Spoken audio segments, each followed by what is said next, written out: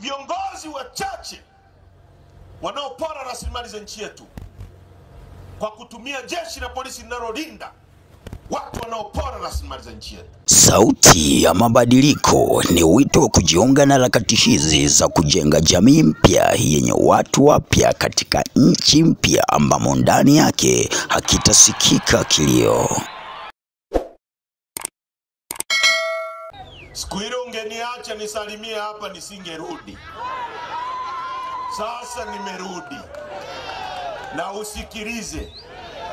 Tashughulika na wewe, tashughulika na bosi wako, kwa sababu nyie ni miongoni mwa watu mnaohusika kuharibu sana nchi hii.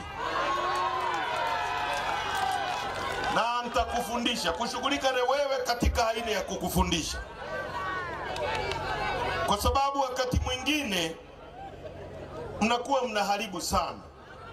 Na unaharibu mpaka unaharibia na watoto wako. Nchi hii tunataka tuijenge iwe sehemu bora hata kwa ajili ya watoto wako na wajukuu zako. Kwa sababu hawa mnaotaka kuwabeba na kuwatetea hawabebeki.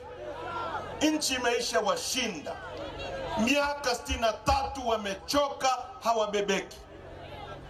Sasa ndugu zangu, watu wa Mbarali, katiba yetu hii hapa, ibara ya 8 inasema hivi: Jamhuri ya Muungano wa Tanzania ni nchi inayofuata misingi ya kidemokrasia na haki ya kijamii.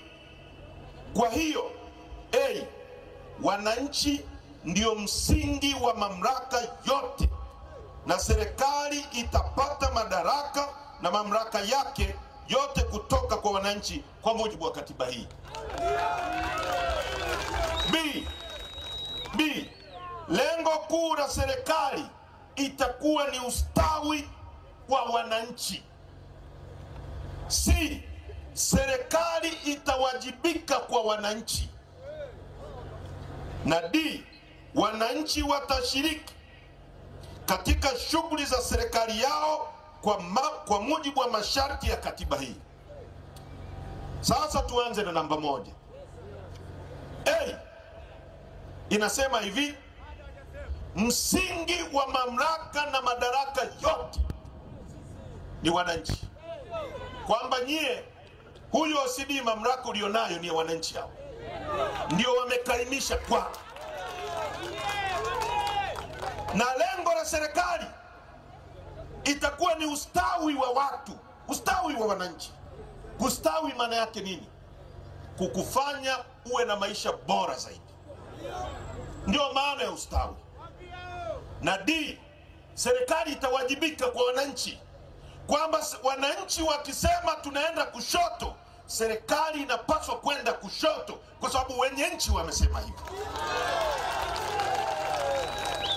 Sasa ukisoma ibara ya 26 inasema hivi: kila mtu ana wajibu wa kufuata na kutii katiba hii na sheria za Jamhuri ya Muungano wa Tanzania.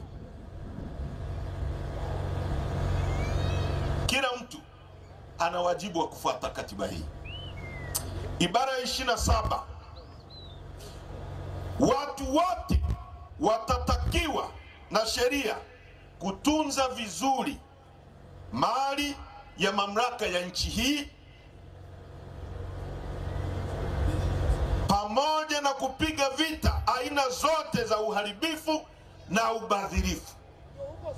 Sasa hiyo ni katiba inasema hivyo, kwamba sisi wananchi wenye mali tutakuwa na wajibu wa kupiga vita ubadhirifu wa rasilimali za nchi na kulinda mali za nchi yetu. Bahati nzuri, hii ni nchi ambayo Mwenyezi Mungu ameijalia sana. Ni nchi iliyobarikiwa kuliko nchi nyingi duniani. Tuna rasilimali ambazo haziko kwingine kokote duniani isipokuwa Tanzania. Nchi hii ina ukubwa wa kilomita za mraba 945,000. Ukichukua Kenya, Uganda, Rwanda, Burundi, ukiziunganisha pamoja zina kilomita za mraba 890. Sisi peke yetu 945. Mkoa wenu wa Mbeya una ukubwa wa kilomita za mraba 35,954. Nchi ya Rwanda ina kilomita za mraba 22,000. Kwa hiyo Mbeya ni kubwa mara 2 kuliko nchi ya Rwanda. Rwanda ina watu takriban milioni 10 na kitu. Mbeya wakazi wake wote hawafiki milioni 2.5. Tunapokuja Mbeya tunaambiwa mkoa ambao ni mkubwa kuliko Rwanda, watu wake wanahangaishwa na eneo la kulima. Watu milioni 2. Nchi ya Rwanda ina watu milioni 9, 10, 12 kwenye sehemu ndogo kuliko Mbeya. Hawana shida ya kilimo, hawana shida ya nini, wanauza maziwa nje ya nchi kuliko sisi. Hata sisi tumeagiza maziwa kutoka Rwanda. Unaelewa kwamba hatuna viongozi katika nchi hii, kwa sababu tuna kila kitu, lakini hatuwezi kutumia rasilimali hizo. Nchi hii, ndugu zangu, ni nchi ambayo ina mlima mrefu kuliko yote Afrika, wa 2 duniani, mlima Kilimanjaro. Ina ziwa lenye upana kuliko yote Afrika, la 2 duniani, ziwa Victoria. Ina madini yanaitwa Tanzanite, yanapatikana Mererani, Arusha. Hayapatikani kwingine kokote duniani isipokuwa Tanzania. Na madini ya Tanzanite yanatoka hapa. Kwa takwimu za serikali ya India, yanaajiri watu milioni 6 India, wenye permanent job, kazi za kudumu zinazotokana na lapidary, ukataji wa madini, uchongaji wa madini ya Tanzanite. Na India ndio nchi inayouza madini ya Tanzanite kuliko nchi nyingine yoyote duniani. Madini yanatoka Tanzania. Watoto wenu wanakwenda shuleni, wanafundishwa panzi yana miguu mingapi. Wahindi wanafundisha watoto wao namna ya kuchimba Tanzanite yenu ikawatajirishe wao. Nyie mnabaki mnasoma madudu kwenye shule zenu. Tuna madini yanaitwa nickel na cobalt, yanatumika kutengeneza injini za ndege na betri za simu, yanapatikana Kabanga. Ni nchi ya 3 kwa kuwa na dhahabu nyingi duniani.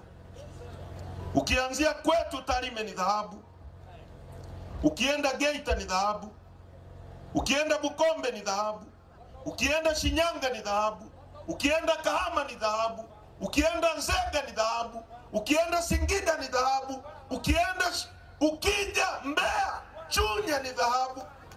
Nchi ya 3 kwa kuwa na dhahabu nyingi. Na hapa Mbarali ni dhahabu, unaenda Ruangwa ni dhahabu. Watu wetu ni maskini katikati ya utajiri. Nchi yenye almasi, ukienda Mwadui, Shinyanga kuna almasi.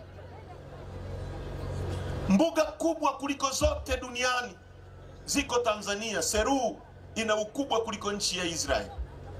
Mbuga zetu, ukichukua mbuga ya wanyama ya Serengeti, Ngorongoro, Katavi, Manyara, Seru, ukiziunganisha pamoja zina ukubwa kuliko nchi ya Rwanda na Burundi ukizikombai.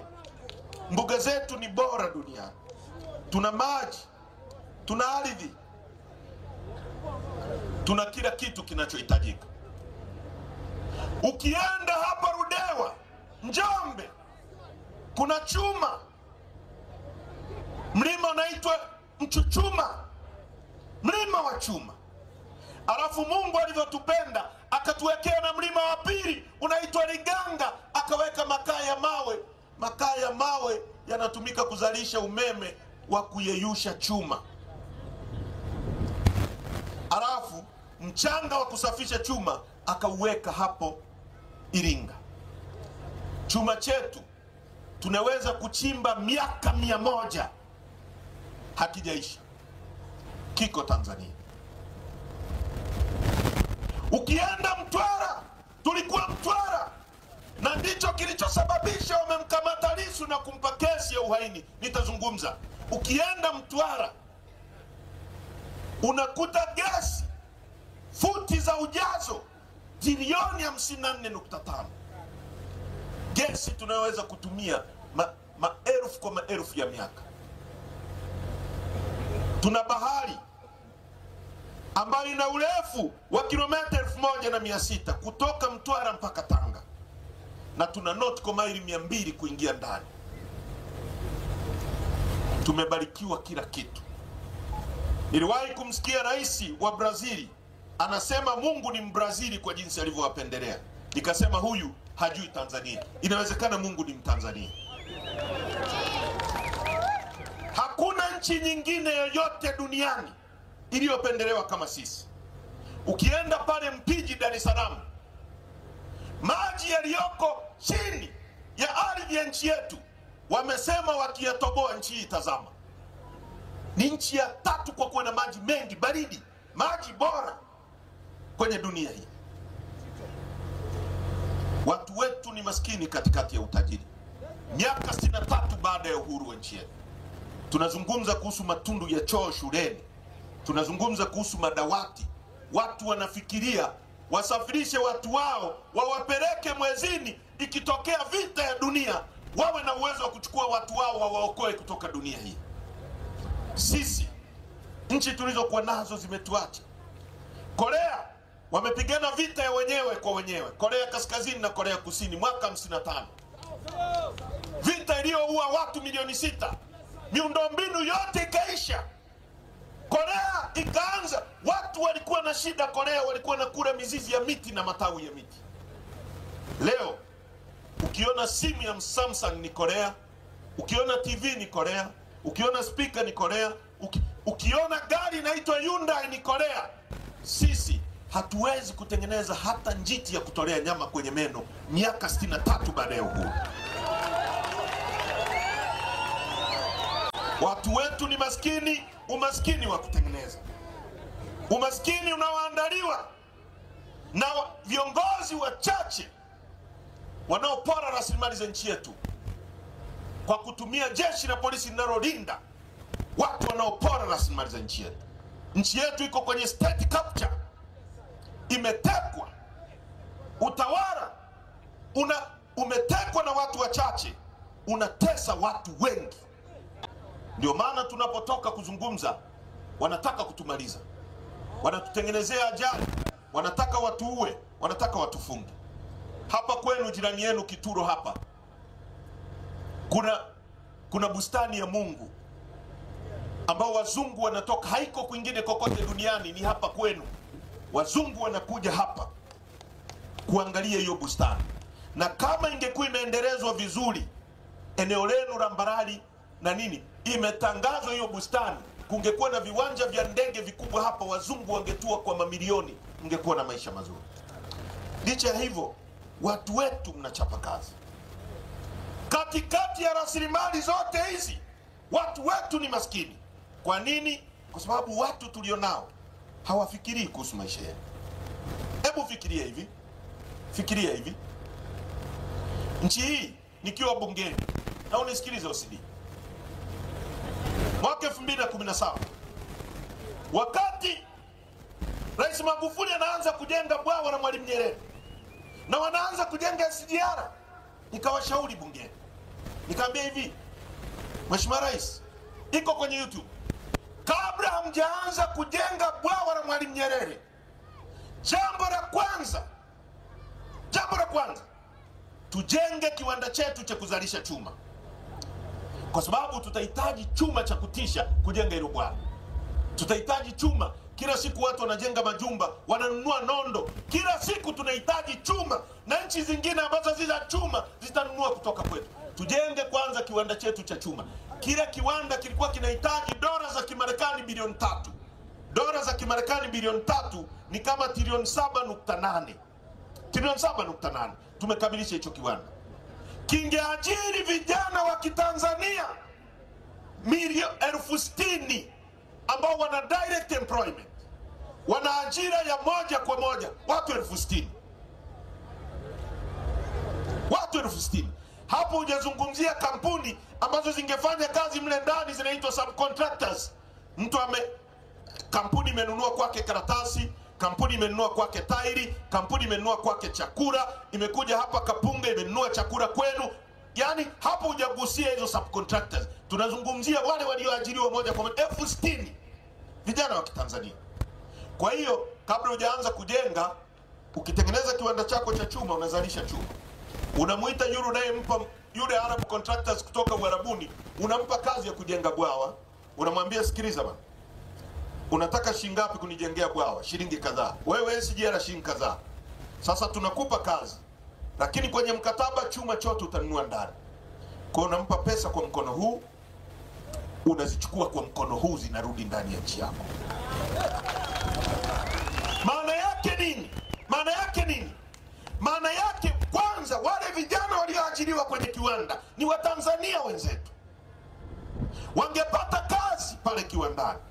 Wakipata kazi, huyu kijana akilipwa hii fedha, atahitaji kujenga nyumba. Kwa hiyo na fundi, atampa fundi amjengee. Fundi huyu akipata pesa, atakunywa chai kwenye mgahawa wa huyu mama. Huyu mama akipata pesa, atanunua sukari kwenye mtu mwenye duka. Lakini vile vile ataagiza bodaboda mletee simenti kutoka dukani. Bodaboda atapata pesa, atanunua mafuta kwa mtu mwenye kituo cha mafuta. Yule mtu ataajiri mlinzi. Mlinzi akipata pesa, atanunua nyanya kwako. Pesa itazunguka miongoni mwetu. Hawakunisikiliza, wakatudharau. Leo, mwaka jana, serikali ya nchi hii, kwa takwimu za serikali, wameingiza chuma ndani ya nchi cha dola za Kimarekani bilioni 1.2 ambazo ni trilioni 3. Hapo ni mwaka jana. Hatujazungumzia mwaka juzi, hatujazungumzia mwaka mwingine. Wameingiza chuma cha trilioni labda 10 kwa miaka mitatu. Ulikuwa unajenga kiwanda chako cha trilioni 7.8, uchimbe chuma miaka 100, uwauzie wa Kenya, uuzie Ethiopia, uuzie Uganda, kiwanda chako kiajiri watu, pesa iingie ndani ya nchi yako ikujengee uchumi. Maana yake kile kiwanda kingelipa corporate tax, serikali ingepata mapato zaidi. Kingelipa pay as you earn ya wafanyakazi, serikali ingepata kazi zaidi. Hawa askari wanaolipwa mshahara kiduchu wangeongezewa pesa. Lakini vile vile kuna mashule hayana walimu, kwa sababu serikali inasema haina fedha. Hizo fedha zingebaki ndani ya nchi, tungeajiri vijana zaidi. Wewe uliyesomesha mtoto wako leo unaangalia, unasema bora nisingeuza mpunga wangu kusomesha mtoto kwa sababu amerudi kuja kukuangalia. Leo mtoto wako angekuwa na kazi, angekuwa anafanya kazi. Lakini wanachukua hizo fedha, wanasafirisha nje ya nchi zikajenge uchumi wa watu wengine kuliko kubaki ndani ya nchi. Tukisema tunakosea, tunasema ukweli. Ukweli. Sauti ya Mabadiliko ni wito wa kujiunga na harakati hizi za kujenga jamii mpya yenye watu wapya katika nchi mpya ambamo ndani yake hakitasikika kilio.